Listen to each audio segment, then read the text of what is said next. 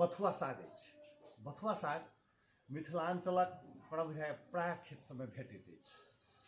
एहिके ओना एखन झल्ला बथुआ फल्लाँ बथुआ ई कहि कऽ उत्पादन सेहो होबऽ लागल छै, लेकिन एक समय छलै जे गहूँम खेत आलू खेत सबमे ई भेटै छल।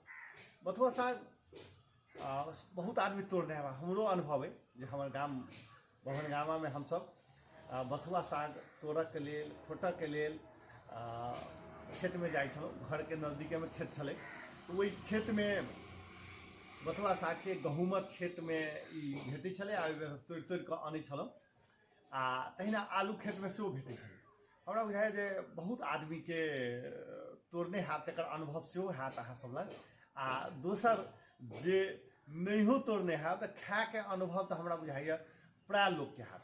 ई बनै छै केना, तऽ एहिके हमरा बुझाइए बहुत बेसी बनाबऽके लेल स्पेशल करऽ पड़ै छै सेहो बात नहि छै।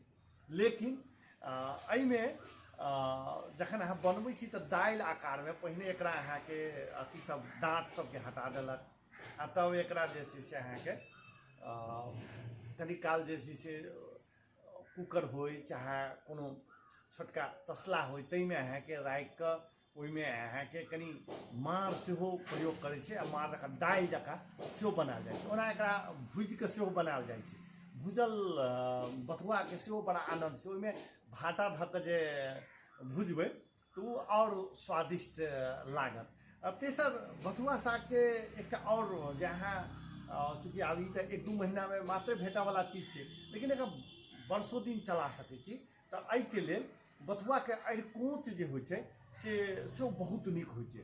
तऽ अरिकोञ्च बनेलाके बाद अहाँ भरि साल जाहि समयमे तरकारीके अभाव रहै छै ओहि समयमे बथुआ सागक अरिकोञ्च बड़ा स्वादिष्ट होइ छै। ओहिठाम अहाँके 2-3 टा अरिकोञ्च धऽ दियौ आ ओहिमे 2 टा आलू धऽ कऽ देबै तऽ तरकारीके बड़ा स्वादिष्ट रहत। ओ अहाँके यदि शाकाहारीके लेल यदि कहीं मांसाहारीमे माछ माउस सबके फाइल कऽ सकै छै, तेहन ई बथुआ सागके भूमिका छै। बथुआ सागके परिकार बनाओल जा सकै छै।